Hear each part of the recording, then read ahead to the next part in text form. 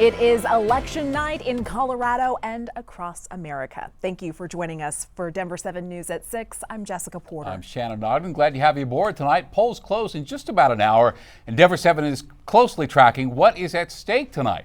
From local ballot measures to city and school leaders that will shape policy, voters have some important decisions in their hands. We have live team coverage on all of it as the final votes are cast over the next hour. So our Tony Kovaleski is tracking voter turnout in Colorado tonight, and Veronica Costa is keeping a close eye on a measure that will keep or possibly repeal Denver's ban on flavored tobacco. That's right. We're going to start with Colette Bordelon, live outside a watch party for the two statewide ballot measures tonight. Hi, Colette.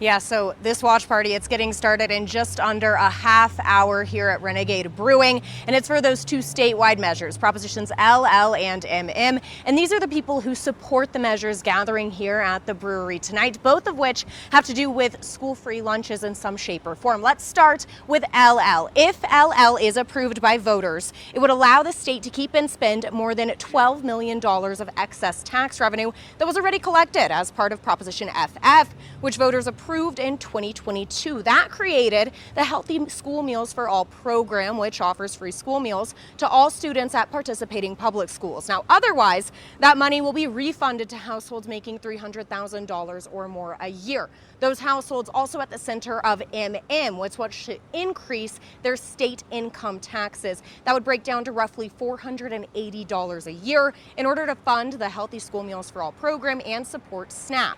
Now, those who support LL and MM, they say they ensure that children are being fed in Colorado, but here's one argument against them.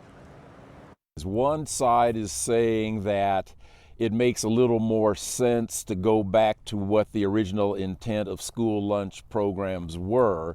Of course, you want to feed everybody, but they're asking, do you need to have free lunch provided for kids whose families may not be struggling?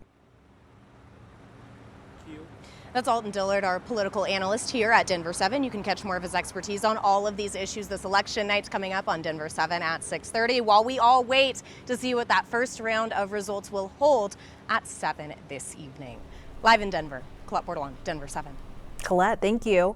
Odd-year elections are a mixed bag for voters. Turnout typically dips since these ballots don't include major state or federal races. And as of this afternoon, more than 1 million Coloradans have returned their ballots. Denver 7's Tony Kovaleski in the studio with a closer look at turnout tonight, Tony. Well, Shannon, Jessica, it is election day, and I hope everybody's had a chance to get their votes in. They've got a few more minutes left. Chance to get your voice heard. And we're going to analyze the numbers statewide right now to give you an idea of how much interest there is. Remember, no presidential, no congressional, no Senate, no real major tax issues statewide. And that you can see in the impact. Total ballots returned about 1.2 million so far. That's out of the total active list of 4.1. So we've got a 31% turnout right now statewide.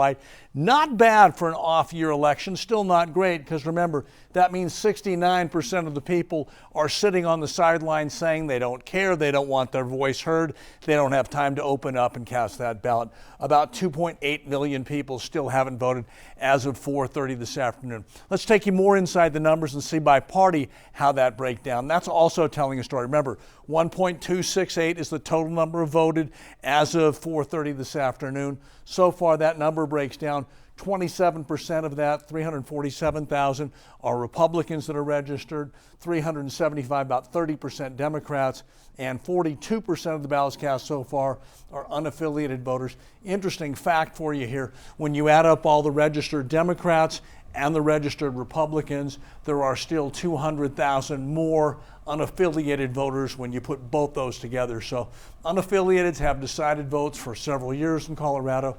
They have a majority of the ballots cast so far and are having a big impact on all races in local communities and statewide. Yeah, no, a good reminder of the sizable chunk independents play here, Tony. So what could the low turnout mean for some of the big issues tonight? Well, when you talk to experts in elections, they'll tell you a low voter turnout makes it easier for some things to get through. That might turn out to be a benefit in Denver for those 5 bond measures. So it takes fewer votes to get across what you want. On the other side of that, traditionally, Seniors 65 and older always vote any election, and that also gives them more power in these elections. So we saw that in Denver when we analyzed the numbers at 5 o'clock. It's the same statewide, that the senior voters, they're committed. The younger voters don't tend to turn out. We'll see how all that plays out as the numbers come in after 7 o'clock. All right, we'll see how that impacts the results tonight, Tony. Thank you. And while we're not making decisions on any statewide office like governor this year, there's still plenty of controversial local measures on the ballot, depending on where you live. So we'll start in Littleton. Voters there are considering new protections for single-family zoning. Voters in Vail weighing new taxes on short-term rental stays. And of course, right here in Denver, a package of measures totaling nearly $1 billion is on the table. We've been telling you about what's at stake with the Vibrant Denver bond package for months. It asks voters to increase the city's debt to fund various infrastructure projects. This includes improvements to roads, parks, city facilities, and shelters. It's broken down into 5 ballot issues, 2A through 2E. Denver7 has a crew heading to a watch party with Denver Mayor Mike Johnston in support of this package, and we'll have much more coming up at 6:30. And Denver voters also deciding if the city should keep its ban on flavored tobacco products. Denver7's Veronica Acosta has been listening to arguments on all sides of Referendum 310. She joins us live from a watch party where supporters of the ban are waiting for results to come in. Yeah, and we're expecting this watch party to start about in the next 30 minutes or so. But as you all mentioned, it is very much in the hands of Denver voters tonight. Do they keep this ban in place of these flavored nicotine products, or do they vote to go ahead and repeal that? Now, Referendum 310, it is the most expensive race in Denver in this election. So keep that in mind as the night continues to go on. A vote yes on 310, that keeps this ban on flavored nicotine products in place. That means some of these smoke shops, these vape shops, gas stations, they can continue selling these flavored nicotine products, these flavored nicotine pouches, vapes as well. If this no on 310 goes ahead and wins, then that means that it goes ahead and repeals that ban rather. That would be a win for some of those local vape shop owners in town. Now tonight I spoke with the owner of 4 vape shops in Denver about how he's feeling so far. I just hope the locals win this one. You know, when you get outspent 8-1 by an out-of-state billionaire, it feels like an impossible fight. But, you know, we're the Denver locals, we're the people, and we're not going down without a fight. And I mentioned just how expensive this race is. Mike did there as well. He's talking about former New York Mayor Mike Bloomberg, who's poured in nearly $5 million to keep this ban in place. That is the most donations by an individual in Denver's history. Of course, we get that first batch of results at 7 p.m. That is less than 1 hour away. We're in Denver tonight. I'm Veronica Acosta, Denver7. All right, Veronica, just getting started. Thank you. And for the 7 seats in the Denver School Board of Education up for election today, and I spoke to every candidate last week and asked them to share their final pitches to voters. Now, the board guides the state's largest school district, 90,000 students there, and tonight's results could lead to a possible change in the district's direction.